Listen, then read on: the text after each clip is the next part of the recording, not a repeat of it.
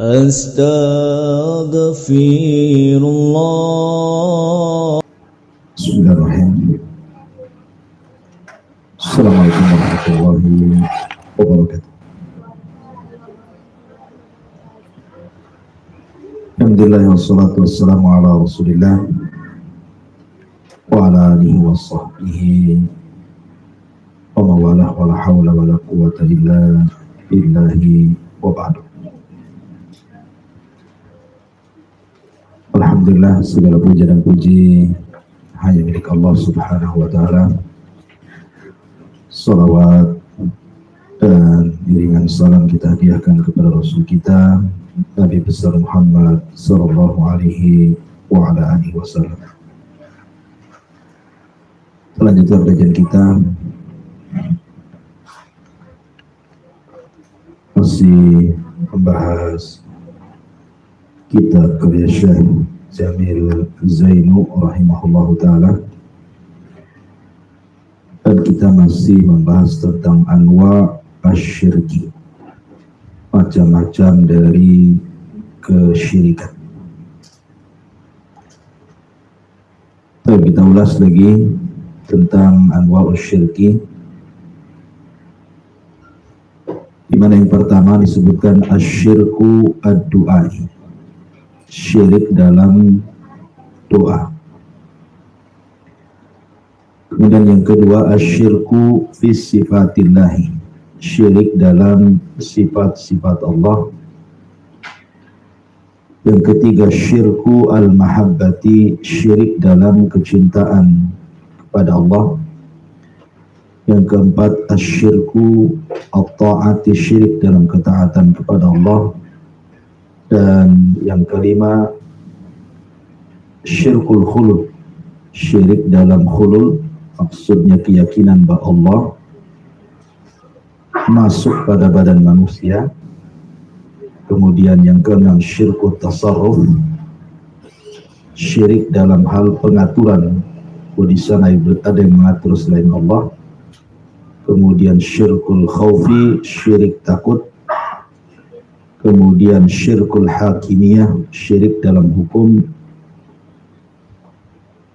Kemudian asyirkul akbar yuhditul amal, syirik yang bisa menghapuskan amalan. Kemudian syirkul akbar la yaghfiruhullahu illa bittaubah, syirik besar yang tidak bisa diampuni dengan taubat, dan begitu seterusnya. Baik. Yang pertama syirku ad-du'a, syirik dalam doa.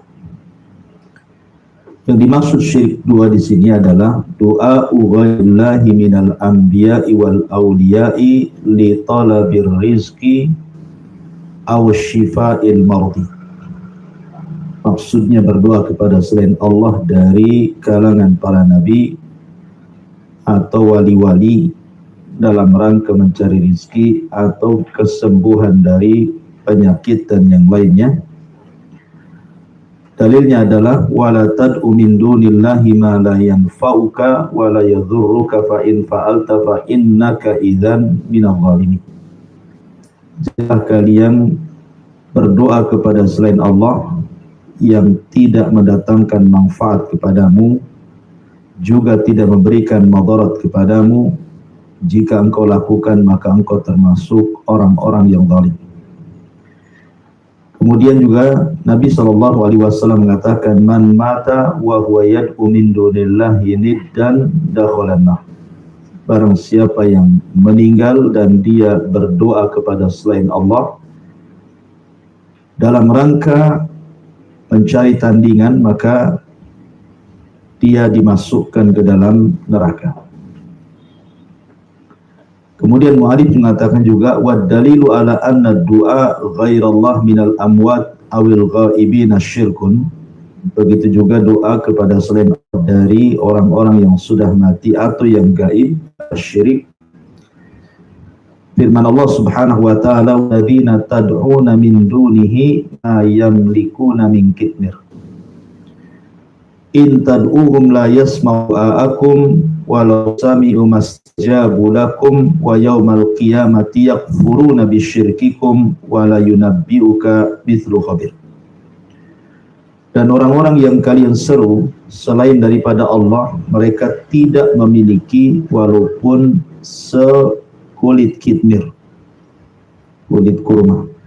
Jika engkau berdoa kepada mereka, mereka tidak akan mendengar doa-doa kalian. Jika mereka mendengar sekalipun, mereka tidak bisa mengijabah kalian.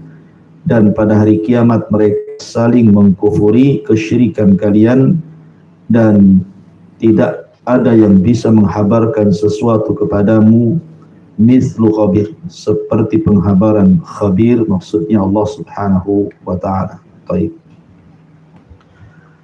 Jadi di sini mu'allif rahimahullahu taala ingin menjelaskan kepada kita tentang beberapa kesyirikan yang paling berat dilakukan oleh manusia dan yang paling umum banyak dilakukan manusia.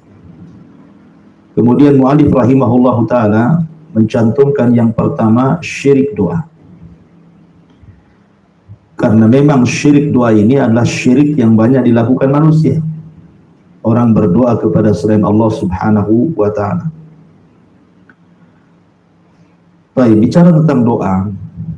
Doa sendiri apa sebenarnya? Ulama mengatakan, seperti yang dikatakan Al-Hafidh Ibnu Hajar Al-Asqalani rahimahullahu ta'ala, doa itu adalah idharu ghayatit tadhalluli wal iftiqari ilallah wal istiqanatu lahu. Jadi doa itu adalah menampakkan puncak kelemahan, kehinaan dan kefakiran seorang hamba kepada Allah Subhanahu wa ta'ala. Makanya kenapa dalam sholat itu gerakan yang paling dekat seorang hamba dengan Allah adalah ketika sujud. Karena saat sujud itu saat di mana hamba sedang menghambakan diri dengan serendah-rendahnya. Makanya orang kalau minta maaf sampai sujud itu memang betul-betul memang dia salah gitu ya. Merendahkan, karena tidak ada lagi cara yang paling merendahkan selain sujud. Makanya kenapa kemudian ketika seseorang sujud itu adalah kondisi paling rendah seorang hamba. Disitulah Allah Subhanahu wa ta'ala akan mengijabah setiap doa yang dilantunkan ketika sujud. Makanya Rasul mengatakan, bersungguh-sungguh kalian berdoa saat sujud. Karena itu adalah gerakan terendah dalam sholat seorang hamba kepada Allah Subhanahu wa ta'ala. Kemudian doa sendiri itu terbagi menjadi dua. Ada yang disebut dengan doa ibadah. Doa ibadah ini dia adalah doa yang kandungannya hanya pujian-pujian kepada Allah Subhanahu wa ta'ala. Jadi si doa ibadah itu hanya pujian seorang hamba kepada Allah Subhanahu wa ta'ala, kemudian disertakan dengan perasaan takut dan harap. Dan doa ibadah ini sifatnya biasanya adalah doa-doa yang rutin kita baca. Dan biasanya lafadznya itu-itu saja. Seperti doa mau tidur, doa bangun tidur, doa masuk kamar mandi, keluar kamar mandi, doa setelah sholat, doa, ya pokoknya itu-itu saja. Ya. Nanti kita disuruh baca itu juga yang dibaca gitu ya. Lah doa yang sifatnya rutinitas itu disebut doa ibadah. Atau secara umum setiap ibadah itu mengandung doa ibadah. Setiap ibadah itu mengandung doa ibadah. Karena setiap ibadah itu pasti orang yang melakukannya berdoa pengen diterima. Tetapi ada di sana doa yang disebut dengan doa masalah. Ini yang banyak terjadi kesyirikan di sini. Doa masalah ini.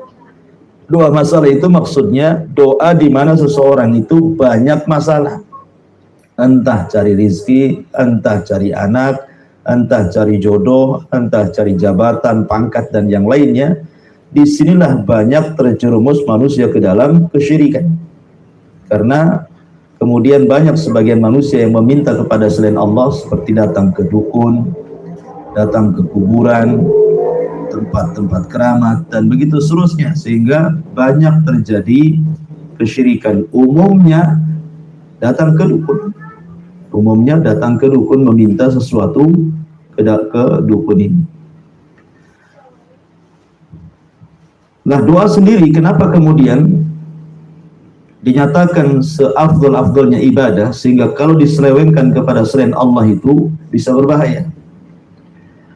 Karena Allah Subhanahu wa taala mencela siapapun yang tidak berdoa kepada Allah Subhanahu wa taala. Seperti umpamanya disebutkan dalam surah Al-An'am ayat 43, "Falaula idja'ahum ba'suna tadarra'u walakin qasat qulubuhum wa zayyana lahumus syaitanu ma kanu ya'malun." Kalau seandainya ketika datang kepada mereka ba'suna, azab kami, tadarra'u, mereka bersegera berdoa kepada Allah dengan merendahkan diri, walakin qasat qulubuhum, tetapi justru hati-hati mereka mengeras, wa zayyana lahumus syaitan, dan syaitan pun menghiasi mereka, maka ya'malun, dari apa yang mereka lakukan. Kemudian juga hadis Nabi SAW, man lam yas'alillah yaghdab alaihi, siapa yang tidak meminta kepada Allah, maka Allah Subhanahu wa taala akan murka kepadanya. Dari sini ada celaan siapapun yang tidak berdoa kepada Allah Subhanahu wa taala. Ma'asyiral muslimin wal muslimat rahimani wa rahimakumullah. Kalau kita bentangkan lebih jauh lagi, doa sendiri itu sebenarnya memang banyak manfaatnya. Kenapa kita harus berdoa hanya kepada Allah Subhanahu wa taala? Karena yang bisa mendatangkan manfaat-manfaat itu hanya Allah. Seperti apa contohnya? Ulama menyebutkan bahwa doa sendiri adalah ibadah. Artinya karena doa itu adalah ibadah, maka siapapun yang berdoa pasti akan mendapatkan pahala. Artinya walaupun doa itu mendesak ataupun tidak mendesak, diijabah secara zahir ataupun tidak, padahal semua doa pasti diijabah gitu ya. Doa itu tidak ada ruginya sebenarnya. Jadi orang yang berdoa itu tidak ada ruginya, karena doa itu adalah ibadah. Maknanya setiap orang yang berdoa itu, di balik doa itu ada pahala besar. Sementara doa ini paling dilalaikan manusia. Makanya sering saya katakan bahwa tidak ada yang tahu nilai sebuah doa itu kecuali para nabi dan orang-orang yang mengikuti nabi. Padahal di balik doa itu ada pahala besar. Kemudian yang kedua, doa sendiri adalah perkara yang sangat efektif seorang mukmin mendekatkan diri kepada Allah dan mampu membuka pintu-pintu yang ditutup menjadi terbuka. Pintu-pintu yang tertutup jadi terbuka, karena doa itu sebenarnya hakikatnya mengetuk pintu langit. Makanya ada orang tua yang merasa kesal gitu ya dengan anaknya yang durhaka. Dinasihati tidak bisa, dikerasi tidak bisa, dihalusi tidak bisa kan. Sebenarnya kalau orang tua itu mau berdoa kepada Allah Subhanahu wa taala dengan tulus gitu ya, ambil waktu-waktu yang mustajab, setiap hari meminta kepada Allah kebaikan anaknya. Tidak mungkin Allah Subhanahu wa taala membiarkan anak itu seperti itu sebenarnya. Karena doa sendiri adalah membuka pintu-pintu yang tertutup. Maksudnya pintu-pintu langit itu akan terbuka sebenarnya kalau setiap hari diketuk gitu ya. Karena doa sendiri adalah perkara yang bisa mendekatkan seorang mukmin kepada Allah Subhanahu wa taala. Sehingga apapun yang menurut kita ini kayaknya tidak bisa dipecahkan, berdoa saja sebenarnya. Ya, kita menghadapi masalah ini, kok rumit kali masalah ini. Berdoa kepada Allah Subhanahu wa taala, sudah dicarikan solusi juga tidak bisa, maka tidak ada jalan yang terbaik kecuali berdoa. Karena doa itu senjatanya orang-orang yang beriman. Kemudian yang nomor 3, doa sendiri bisa mencegah musibah-musibah, bisa menghilangkan kesulitan-kesulitan, dan perkara-perkara yang tidak bisa diselesaikan seorang mukmin. Karena doa itu hakikatnya melibatkan Allah dalam setiap perkara kita. Jadi kita meminta kepada Allah masuk dalam perkara kita. Sehingga kalau Allah Subhanahu wa taala sudah masuk kepada perkara kita, apapun musibah, apapun kesulitan, pasti Allah akan carikan jalan keluarnya. Lama-lama kan terurai. Ya. Ini yang ketiga. Yang keempat, doa sendiri adalah bisa melindungi seorang mukmin dari sifat-sifat sombong. Karena orang yang tidak berdoa itu hakikatnya dia sombong sebenarnya. Merasa bahwa dianya bisa menyelesaikan sebuah masalah, padahal masalah itu datang dari Allah. Allah juga yang akan menyelesaikannya. Betapa banyak orang-orang yang sombong mampu menyelesaikan, akhirnya belakangan tidak bisa diselesaikan. Karena memang yang bisa menyelesaikan itu Allah. Allah yang kasih kesulitan, Allah juga yang mengangkatnya. Kemudian juga yang nomor 5, bahwa doa itu juga bisa menghilangkan alham wal qurb. Alham, kebingungan, wal qurb, kesulitan seorang mukmin. Bahkan dikatakan oleh Abdullah Al-Antaqi, seorang ulama dari madhab Maliki rahimahullahu ta'ala, mengatakan, dawaul qalbi khamsatu asya. Obat hati itu 5 perkara. Obat hati itu 5 perkara. Kemudian beliau mengatakan yang pertama, mujalasatu salihin. Duduk bersama orang-orang soleh. Berkawan dengan orang-orang soleh. Yang kedua, qiraatul Quran. Membaca Al-Quran. Kemudian yang ketiga, ikhla'ul batni minal haram. Berusaha untuk tidak memasukkan yang haram ke perutnya. Kemudian yang keempat, qiyamul lail. Berusaha untuk tahajud di malam hari. Dan yang terakhir, at-tadarru. Seseorang berdoa dan merendahkan diri kepada Allah Subhanahu wa ta'ala. Inilah obat hati. Artinya kalau hati kita ini banyak masalah, sedih, bingung, stres gitu ya, maka inilah obat hatinya, kata Abdullah Al-Antaqi. Coba lakukan 5 perkara ini, ya, maka akan tenang. Kemudian Al-Imam Ibnul Qayyim rahimahullahu ta'ala juga mengatakan, wad-du'a'u min anfa'il adwiyati. Doa itu semanfaat-manfaat obat. Wa huwa aduwul bala yudafi'uhu wa yu'alijuhu wa yamna'u nuzulahu wa yarfa'uhu. Karena doa sendiri adalah lawan daripada bala. Di mana dengan doa itu Allah akan mencegahnya, mengobatinya, menahannya, bahkan akan menghilangkannya. Ma'asyiral muslimat yang dimuliakan Allah Subhanahu wa ta'ala, adapun tentang waktu-waktu yang afdal ketika seseorang berdoa kepada Allah Subhanahu wa ta'ala, disebutkan pertama, ambillah waktu doa itu fi akhiril lail, di akhir malam, tepatnya di sepertiga malam akhir.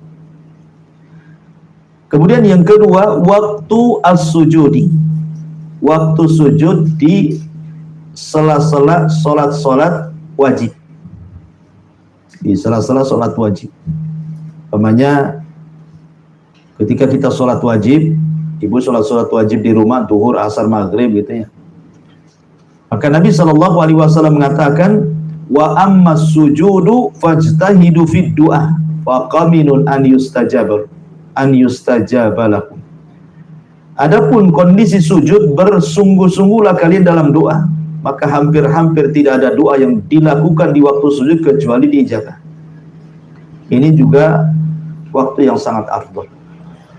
Kemudian yang ketiga, fi akhiri kulli salatin, pada setiap akhir salat, maksudnya sebelum salam, setelah membaca tahiyat, sholawat gitu ya.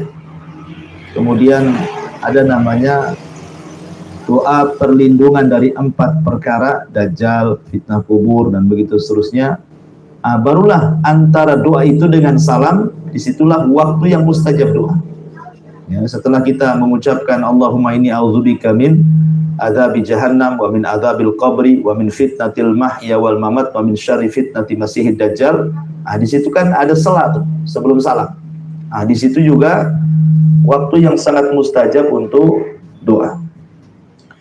Kemudian juga di antara mustajab doa adalah ad-du'a'u akhiru yaumil jum'ah. Doa di akhir hari Jumat, maknanya setelah azhar sebelum maghrib. Ya, di hari Jumat itu setelah asar sebelum maghrib, itulah waktu-waktu yang mustajab doa. Berdasarkan hadis Nabi SAW, fi yaumil jum'ati sa'atan la yas'alullaha ahadun fiha syai'an wa huwa qa'imun yusalli illa a'tahu Allahu iya. Di hari Jumat itu ada satu waktu di mana seseorang kalau meminta kepada Allah dan dia tegak salat, kecuali pasti Allah akan ijabah. Sebagian para ulama berselisih pendapat tentang makna sa'ah di sini. Maksudnya waktu di hari Jumat yang mustajab doa itu kapan gitu ya. Jadi ada yang mengatakan maksudnya adalah di antara dua khutbah. Kalau bagi laki-laki di masjid ada namanya khutbah Jumat, itu kan di sela-selanya seorang khotib itu duduk dulu. Nah, di saat khotib duduk itulah itu waktu mustajab doa. Kemudian ada yang mengatakan maksudnya adalah setelah asar. Ya, setelah asar sebelum maghrib. Itulah waktu yang sangat mustajab doa. Kemudian juga doa Yaumul Arafah. Di hari Arafah tentunya bagi orang-orang yang haji. Kemudian juga doa di bulan Ramadan. Dan secara khusus adalah sebelum melakukan buka. Itu mustajabnya luar biasa. Kemudian juga doa saat Lailatul Qadar, itu juga termasuk waktu mustajab doa. Kemudian juga ketika turun hujan. Nah, ketika turun hujan itu juga karena rahmat Allah sedang turun. Nah, disitulah siapapun yang berdoa saat turun hujan mustajab doanya. Kemudian juga doa waktu syiddati wal mardi, ketika ibu ditimpa kesulitan ataupun sakit parah gitu ya. Maka itu pun juga waktu yang sangat mustajab.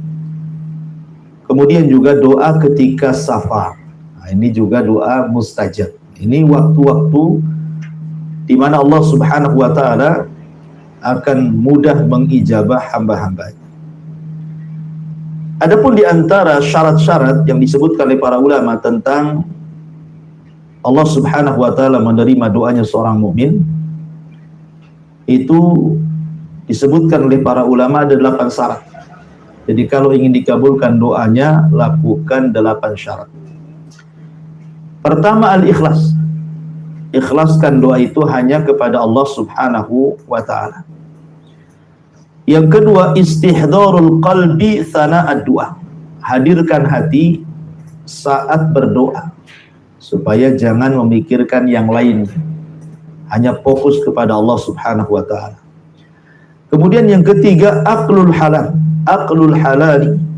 Berusaha memakan yang halal, jauhi yang haram. Karena sekhusyuk apapun doa, kalau masih memasukkan barang haram itu tidak akan diijabah. Kemudian yang keempat, isi doanya tidak ada di dalamnya perbuatan dosa ataupun memutus silaturahim. Betul-betul kebaikan.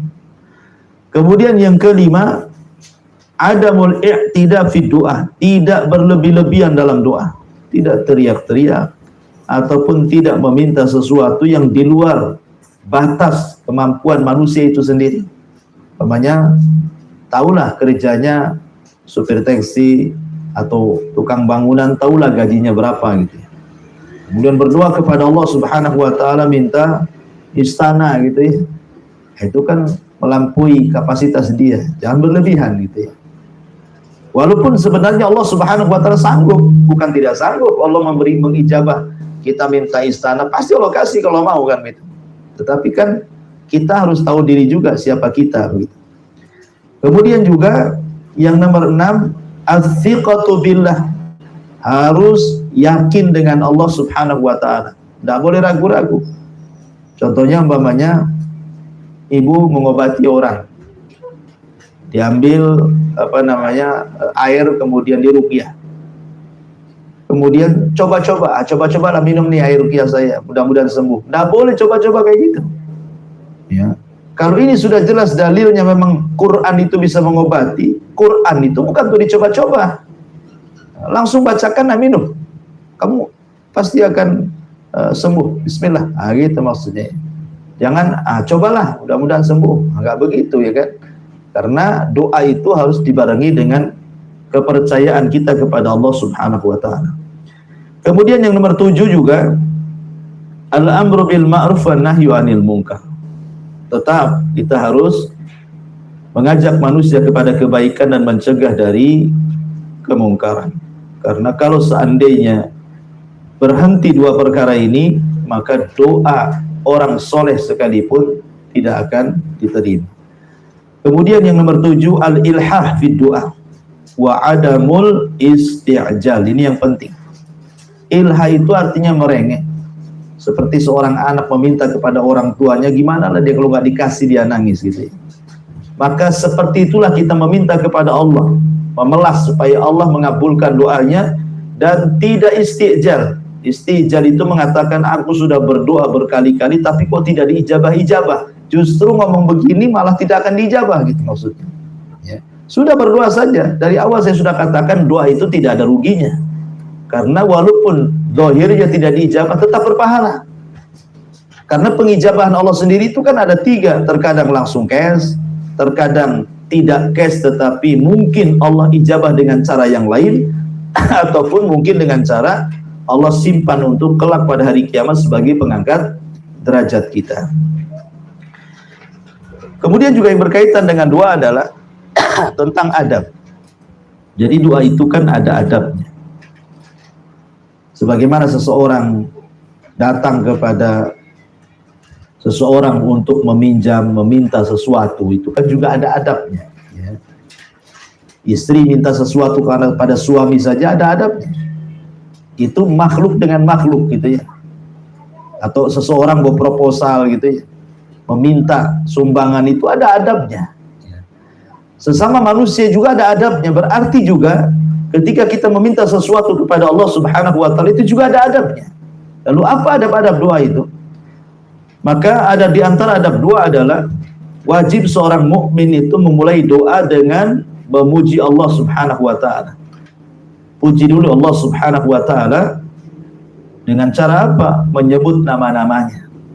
Jadi memuji Allah itu dengan menyebut nama-namanya. Kemudian juga jangan lupa sholawat kepada Nabi sallallahu alaihi wasallam.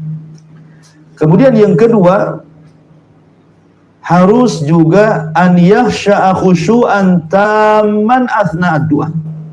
Berusaha menghadirkan kekhusyuan saat doa. Ya. Kemudian juga yang ketiga, an ya'tarifa wa yukirra bi kulli dzunubatin li rabbil alamin. Saat berdoa itu kita merasa bahwa kita hamba yang banyak dosa. Ya, jadi akui kalau kita ini banyak dosa. Sebagaimana Nabi Adam alaihi salatu wasallam mengakui dia sudah melakukan dosa kan? Dia mengatakan Rabbana zalamna anfusana wa illam taghfir lana wa tarhamna lanakunanna minal khasirin. Maka ini juga adab yang ketiga. Adab yang keempat, alla yatakallaf fi du'a. Tidak boleh seseorang itu memberat-beratkan dengan doa gitu ya. Dengan menghafal doanya, doa apa gitu yang dirangkai-rangkai dalam buku-buku doa yang dijual di pasar-pasar itu. Tidak perlu seperti itu. Kalau doa masalah itu bebas. Allah Subhanahu wa taala paham dengan bahasa manapun. Ya. Kemudian juga yajibu 'alal mu'min an yatawaddah qabla du'a wa an yatawajjaha ilal kiblati syarifah.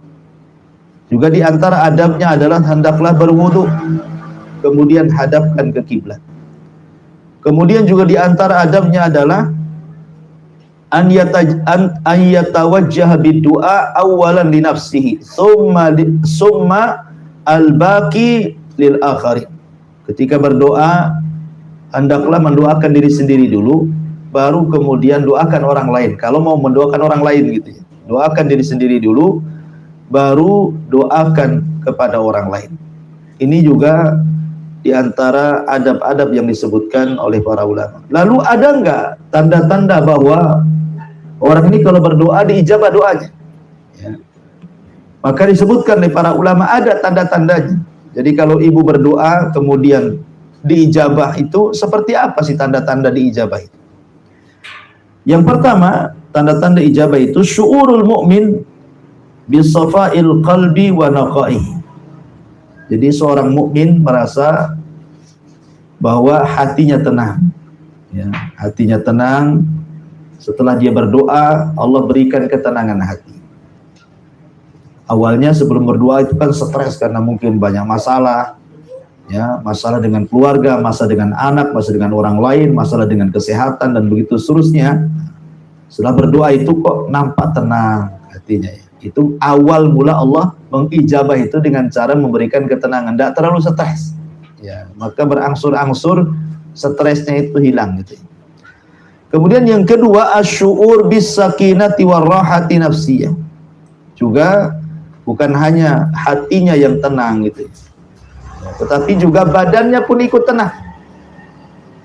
Kemudian juga yang ketiga, ar-raghbatu bil buka'i syadid alladhi yali rahatan wa hudu'an nafsi. Terkadang seorang kemudian diiringi dengan tangisan-tangisan, ya, karena senang gitu ya. Kemudian juga at-taharruru minal khumumi wal qurabi wal masyakil. Tiba-tiba kemudian mulai terurai masalahnya sedikit-sedikit, ya, terurai sedikit-sedikit, benangnya bisa ditarik, airnya mulai jernih gitu ya, masalahnya mulai hilang sedikit demi sedikit. Nah, itu juga salah satu bentuk udah nampak awal-awal dari sudah mulai dikabulkan itu. Ya kalau jelas-jelasnya kalau punya utang ya terbayar utangnya, itu sudah jelas ya. Maksudnya kan permulaan Allah Subhanahu wa taala mengabulkan doa. Nah, inilah yang akan dirasakan oleh seorang mukmin. Adapun tentang hal-hal yang kenapa banyak doa yang ditolak kepada Allah Subhanahu wa taala, maka tentu juga karena beberapa sebab kenapa doa tidak diterima oleh Allah Subhanahu wa taala. Di antaranya adalah karena seseorang tidak berhajat kepada Allah, doanya asal-asalan lah bahasa kitanya ya. Asal-asalan berdoa, tidak sungguh-sungguh, maka sebagaimana kita tidak sungguh-sungguh meminta, maka Allah pun tidak akan mengijabah doa kita. Kemudian juga istijal tadi, selalu tergesa-gesa. Kenapa tidak cepat dikabulkan? Kenapa tidak cepat dikabulkan? Nah, ini penghalang doa yang terberat ya kan, karena tawakalnya kurang. Ya. Termasuk juga memakan yang diharamkan. Tadi sudah saya singgung, sepanjang apapun, sekhusyuk apapun kita doa, kalau masih memakan, meminum, menggunakan pakaian yang haram, maka tidak mungkin dikabulkan. Atau isi doanya itu penuh dengan dosa dan memutus silaturahim, ya. Dan begitu seterusnya, ya. Baik, masyarul muslimin yang dimuliakan Allah Subhanahu wa taala. Baik, kalau kita melihat kenapa di sini mu'alif rahimahullahu taala memasukkan bahwa di antara syirik besar itu adalah berdoa kepada selain Allah Subhanahu wa taala. Karena tidak ada perkara di alam semesta ini yang di luar dari aturan Allah, yang di luar dari kehendak Allah. Tidak ada satupun peristiwa kecuali karena kehendak Allah. Sebutkan satu perkara saja, itu tidak lepas dari kehendak Allah. Sehingga karena tidak ada satupun peristiwa kecuali akan terjadi karena kehendak Allah, berarti tidak ada selain daripada Allah berkehendak untuk melakukan sebuah perkara. Baik itu mendatangkan rizki, baik itu bicara tentang mendatangkan kesembuhan, jodoh, dan yang lainnya. Karena itu semua biadillah, ya, di tangan Allah Subhanahu wa ta'ala. Makanya kalau kita lihat di dalam Al-Quran, doa ini kan kebiasaan hampir semua para nabi, ya. Semua para nabi kalau kita melihat dalam Al-Quran, mereka selalu menyebut kalimat Rabbana. Rabb, ya. Rabb itu artinya apa? Rabb itu artinya yang menguasai, yang mengatur, yang menciptakan. Jadi Rabb ini biasanya identik dengan 3 kata. Bahwa alam ini tidak ada yang menciptakan kecuali Allah. Alam ini tidak ada yang memiliki kecuali Allah. Alam ini tidak ada yang mengatur kecuali Allah. Ya. Itulah makna Rabb. Karena alam ini tidak ada yang menciptakan, tidak ada yang menguasai, tidak ada yang mengatur kecuali Allah. Makanya hampir semua doa para nabi dalam Al-Quran itu lafadznya didahulukan dengan kalimat Rabbana, Rabbi, Rabbana. Seperti itu. Ya, seperti namanya Allah mengatakan dalam surah Ibrahim ayat 40, hikayat dari doa Ibrahim, Rabbana inni askantu min dzurriyyati biwadin ghairi dzi zar'in. Rabbana, Rabb kami, sesungguhnya aku menitipkan anak turunanku, maksudnya Hajar dan Ismail, di sebuah lembah yang tidak ada tanamannya. Ya. Atau contoh umpamanya Nabi Musa. Musa mengatakan apa? Rabbi srahli sadri. Dimulai dengan Rabb di sini kan? Rabbi, ya. Ataupun umpamanya contoh Nabi Musa. Nabi Musa mengatakan qala rabbi inni zalamtu nafsi. Di sini juga dimulai kata-kata Rabb, ya. Nah, kemudian juga Allah mengatakan tentang doanya Ayub, wa ayyuba idnada rabbahu. Ya. Dan ingat Ayub ketika menyeru Rabbnya. Ya. Jadi karena dan kenapa para nabi kemudian memulakan doanya dengan kalimat Rabb? Karena memang tidak ada yang mengatur kecuali Allah. Tidak ada yang memiliki kecuali Allah. Tidak ada yang menciptakan kecuali Allah. Kalau seseorang kemudian memalingkan doa kepada selain Allah, itu sama saja berdoa kepada zat yang tidak bisa menciptakan, tidak bisa mengatur, dan tidak memiliki. Mungkin gak dijabah? Ya mustahil lah kan begitu. Makanya siapapun yang memalingkan doa kepada selain Allah itu termasuk syirik besar dia. Karena dia telah memalingkan rububiyah Allah Subhanahu wa ta'ala. Makanya kenapa doa ini adalah perkara yang sangat mulia dari semua ibadah, dan itu berdasarkan hadis Nabi SAW. Kata Nabi SAW, laisa syai'un akram 'ala Allah minad du'a. Tidak ada sesuatu yang lebih mulia melebihi doa. Tidak ada sesuatu yang lebih mulia dari ibadah-ibadah kepada Allah melebihi doa. Dan doa itu tidak ada yang memahaminya sebuah nilainya kecuali para nabi dan juga orang-orang yang mengikuti nabi. Maka kita lihat umpamanya doa ini bisa menghilangkan sesuatu yang seorang hamba itu menganggap sesuatu itu mustahil hilang. Ya. Makanya saya sering contohkan bagaimana Umar bin Khattab radhiyallahu anhu berdoa kepada Allah. Secara lahiriah mustahil sebenarnya. Secara lahiriah mustahil dikabulkan. Tetapi Allah Subhanahu wa taala ala kulli syai'in qadir. Rupanya sesuatu yang dianggap mustahil, Allah sanggup mengabulkannya. Dan itu hanya bisa dilakukan oleh Allah. Adapun selain daripada Allah, mustahil melakukannya. Yang pasti-pasti saja tidak bisa mengabulkan, apalagi yang dianggap mustahil. Apa doa Umar bin Khattab? Umar bin Khattab berdoa kepada Allah agar dia diwafatkan di Madinah Rasul. Bukan hanya itu saja, dalam kondisi syahid. Itu doanya. Jadi Umar meminta doa dua. Satu, wafatkan di tempat hijrahnya Nabi, Madinah. Yang kedua, wafatkan aku dalam posisi syahid. Dari segi mana mustahilnya? Mustahilnya pertama karena di masa Umar itu Islam lagi jaya-jayanya. Persia takluk ke kaum muslimin. Kemudian Romawi juga separuhnya ke tangan kaum muslimin. Itu negara adidaya di zaman itu. Lah siapa berani menyerang Madinah? Nggak mungkin ada orang berani menyerang Madinah. Sehingga Madinah kemudian terjadi perang, kemudian Umar mati syahid di situ. Ini kan mustahil. Ada orang Persia mau menyerang Madinah, Persianya sudah tunduk gitu ya. Romawi mau menyerang Madinah, Romawi aja jatuh. Siapa yang mau menyerang Madinah? Artinya bahwa doa ini kesannya mustahil. Umar ini akan bisa dikabulkan, dia mati di Madinah Nabi, kemudian dalam posisi syahid. rupanya tidak mustahil bagi Allah Subhanahu wa taala. Kenapa? Ketika Mughirah bin Syu'bah dia perang di Persia, menaklukkan Persia, kan ikut terlibat. Kemudian di antara salah satu budak yang didapatinya adalah budak Persia namanya Abu Lulu al-Majusi. Rupanya punya keahlian pandai besi. Budak Majusi. Nah, ketika itu tidak boleh seorang kafir masuk Madinah. Dilarang. Sampai sekarang juga nggak boleh. Ya, ada larangan kan, Mekah dan Madinah itu tidak boleh dimasuki orang-orang kafir kan. Kecuali orang-orang profesional saja kan. Karena ada izin kerajaan. Di zaman Umar pun sama, tidak boleh ada orang kafir masuk Madinah. Tapi karena Mughirah mengeluh, tolonglah, saya kan memang usahanya pandai besi, kebetulan ini ada orang pandai gitu. Lama-lama Umar pun luluh. Akhirnya diizinkanlah Abu Lulu, dibawa oleh Mughirah masuk ke kota Madinah, kemudian menjadi pandai besinya Mughirah bin Syu'bah. Rupanya Abu Lulu inilah yang membunuh Umar bin Khattab saat sholat lagi. Ketika Umar mengimami sholat subuh, tiba-tiba ditusuk dari belakang, dia pura-pura sholat di belakang. Kemudian ketika Umar bertanya kepada Ibnu Umar anaknya, "Man qatalani?" Siapa yang membunuhku?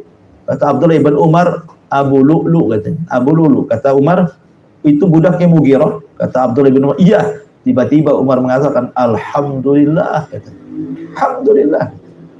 Jadi doa yang selama ini dia panjatkan itu dikabulkan oleh Allah, dia mati syahid. Ditusuk oleh orang kafir yang tidak pernah sujud satu kali pun kepada Allah.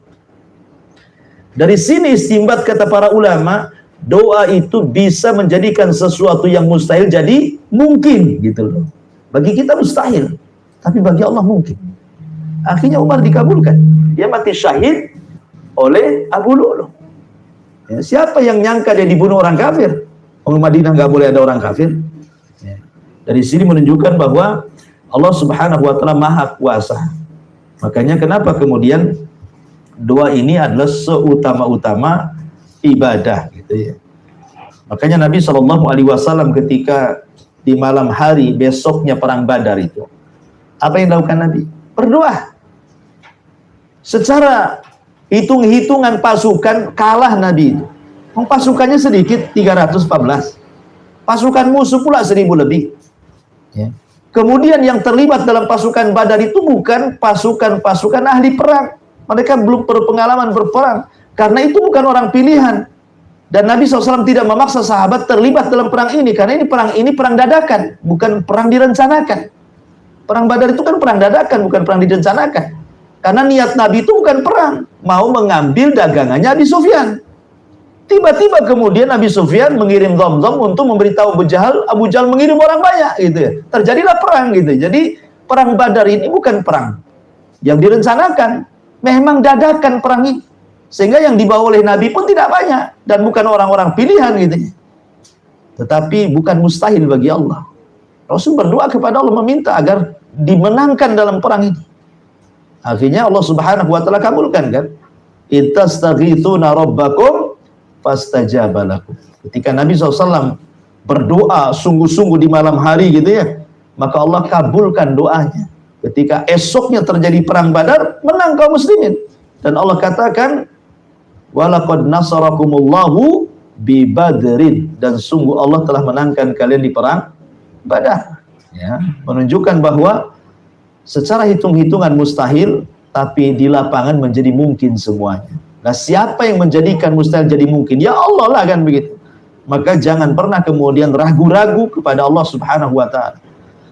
Dalam kondisi apapun kesulitan yang kita hadapi, menurut akal kita kalau sulit nih keluar nih, kata siapa? Oh, yang membuat kesulitan Allah. Maka Allah yang akan mengurai kesulitan itu. Tapi masyarul muslimin yang dimuliakan Allah Subhanahu wa taala, maka intinya bahwa mu'alif rahimahullah taala ingin memberikan catatan kepada kita bahwa di antara kesyirikan terbesar adalah ketika memalingkan doa kepada selain Allah Subhanahu wa taala. Kemudian yang kedua di sini asyirku fi sifatillah. Syirik dalam sifat-sifat Allah. Kemudian dicontohkan oleh mu'alif di sini kal i'tiqad bi anal anbiya au auliya ya'lamunal ghaibah. Seperti keyakinan sebagian orang bahwa para nabi atau wali-wali tertentu mengetahui yang gaib. Seperti keyakinan orang-orang Syiah. Orang-orang Syiah itu meyakini imam-imam 12 mereka. Orang-orang Syiah maksudnya Syiah Itsna Asyariyah yang meyakini 12 imam, atau dikenal dengan Syiah Rafidhah lah hari ini, atau kita kenal dengan Syiah Iran. Ya, orang-orang Iran itu disebut Syiah Rafidhah. Itu meyakini bahwa imam-imam mereka, imam 12 itu yang keturunan Husain ibn Ali radhiyallahu an, sampai diakhiri dengan Hasan al-Ashqari, Muhammad Hasan al-Ashqari, yang katanya sejak bayi diletakkan di gua di Irak, Sirdab sana. Kemudian mereka meyakini bahwa ini bayi ini, Muhammad Hasan al-Ashqari ini, nanti akan besar dalam gua itu. Dan yang membesarkannya adalah Allah dalam gua itu. Kemudian nanti akan keluar di akhir zaman sebagai Imam Mahdi. Makanya kalau kita lihat orang-orang Syiah di mana-mana, mereka datang ke Sirdab. Sirdab itu ada di Irak, di Gunung Sirdab. Jadi mereka datang ke Sirdab, kemudian mereka menggedor-gedor gua yang diyakini Muhammad Hasan al-Ashqari waktu bayi itu diletakkan di situ. Kemudian di pintu guanya ditutup gitu. Dan di situ ada lubang kecil. Bisa lihat di YouTube tuh. Ada lubang kecil. Maka setiap orang Syiah yang datang ke situ, mereka akan menggedor-gedor pintu Sirdab itu. Kemudian mengatakan, ukhruj ya Mahdi, ukhruj ya Mahdi, keluar wahai Mahdi, keluar wahai Mahdi. Ya nggak akan keluar, nggak ada orangnya di situ. Ya kan? Tapi kan mereka meyakini bahwa Imam 12 itu, salah satunya adalah mereka mengetahui yang gaib. Bahkan bukan hanya itu, mereka mengatakan bahwa Imam 12 itu mereka mengetahui kapan mereka mati. Mereka mengetahui kapan mereka mati. Walaupun sebenarnya ini gampang kita bantah. Sangat mudah sekali kita bantah. Oke, kalau memang imam-imam mereka itu mengetahui yang gaib sampai kepada kapan mereka mati mereka tahu. Pertanyaannya, kenapa Husain kok tidak tahu kapan dia mati? Ya, kan kalau dia mau dibunuh, mau dibantai keluarganya semuanya, bahkan kepalanya mau diputuskan, tentu dia tidak akan mau datang ke Kufah kan itu ya. Kenapa dia datang ke Kufah akhirnya kemudian dibantai di situ? Kalau dia tahu dia akan dibantai, kemudian tetap dia berangkat, itu sama dengan bunuh diri namanya. Bunuh diri berdosa besar. Sudah tahu mau dibunuh kok. Dengan 5.000 pasukan, sementara dia cuma bawa pasukan 100 orang pun separuh lebih keluarganya, tentaranya hanya berapa orang saja. Dia kalau sudah tahu dia akan dibunuh, kok nekat berangkat, itu sama dengan membunuh diri dan membunuh keluarganya tuh. Antara dua itu saja, berarti dia tidak tahu yang gaib. Ya, tidak tahu bahwa dia akan dibunuh masalahnya. Ya, kalau tahu akan dibunuh, pasti tidak akan berangkat. Sebab kalau nekat berangkat sama dengan bunuh diri, kan itu logikanya ya. Ataupun Ali. Ya. Kalau Ali itu tahu akan dibunuh, dia tidak mungkin menjadi imam sholat subuh ketika itu. Dia jalan, karena dia tidak tahu akan dibunuh oleh Abdurrahman bin Mulzam, ya dia keluarlah. Ya. Menuju masjid, tahu-tahu di tengah jalan dihadang oleh pasukan Abdurrahman bin Mulzam. Kemudian terkena sebetan pedangnya, meninggal dengan sebab itu. Kalau seandainya memang Ali tahu yang gaib, ngapain dia keluar-keluar subuh di situ? Dan kalau dia sudah tahu dia akan dibunuh, tetap keluar, bunuh diri itu namanya. Nah, ini juga sebagai bantahan bahwa sebenarnya tidak ada yang tahu yang gaib kecuali Allah Subhanahu wa Ta'ala. Ketika seseorang mengklaim tahu yang gaib, berarti dia telah melakukan kesyirikan dalam sifat-sifat Allah. Seperti dukun-dukun, mengetahui yang gaib, meramal sana sini, mereka itu sedang melakukan kesyirikan dalam bab ini. Ya, dalam bab syirik al-mahabbah. Kemudian yang nomor 3, ya, syirkul mahabbah. Tadi syirik dalam sifat. Kemudian syirik dalam kecintaan juga sama. Ya, syirik dalam kecintaan lebih mencintai selain daripada Allah Subhanahu wa Ta'ala dibandingkan Allah Subhanahu wa Ta'ala. Dan syirik kecintaan ini sudah luar biasa hari ini menyeruak di permukaan gitu ya, karena dengan manusia dijauhkan dari agama, didekatkan dengan dunia, akhirnya dia lebih mencintai dunia dibandingkan Allah, itu jatuh kepada syirik ini sebenarnya. Ya. Orang lebih mencintai pekerjaannya, mencintai profesinya, mencintai hartanya, mencintai keluarganya, mencintai anaknya, mencintai suaminya, mencintai ibunya, dan begitu seterusnya. Kalau kecintaan itu melebihi daripada kecintaan kepada Allah, maka itu jatuh kepada syirku al-mahabbah. Ya, syirik dalam kecintaan kepada Allah Subhanahu wa taala. Kemudian juga syirkut ta'ah di sini ya. Syirik dalam ketaatan kepada Allah Subhanahu wa taala.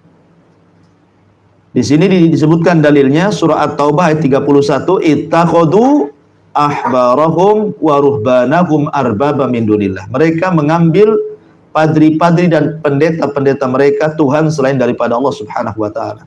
Surah At-Taubah ayat 31 ini sebenarnya konteksnya Allah Subhanahu wa taala sedang mencela Bani Israel. Jadi Bani Israel itu mereka mengambil padri-padri mereka dan rahib-rahib mereka dijadikan sesembahan selain daripada Allah Azza wa Jalla. Jadi ketika ayat ini turun, ada seorang sahabat namanya Adi bin Hatim. Adi bin Hatim ini mantan Nasrani. Dulunya dia seorang pendeta Nasrani masuk Islam. Adi bin Hatim. Jadi dia bacalah ayat ini tuh. Mereka orang-orang Yahudi mengambil padri, orang-orang Nasrani mengambil pendeta sebagai Tuhan selain daripada Allah. Enggak terima Adi bin Hatim ini. Datang kepada Nabi SAW, ya Rasul, saya ini mantan pendeta. Saya tidak pernah melihat ada orang Nasrani sujud kepada saya, ruku kepada saya. Tidak pernah ada orang Nasrani sujud kepada saya, tidak pernah. Ya, kenapa ayat ini mengatakan mereka mengambil padri dan juga pendeta-pendeta yang sembah selain daripada Allah? Padahal saya tidak merasa ada jemaah saya yang sujud kepada saya, yang ruku kepada saya. Lalu maksudnya ayat ini apa gitu ya?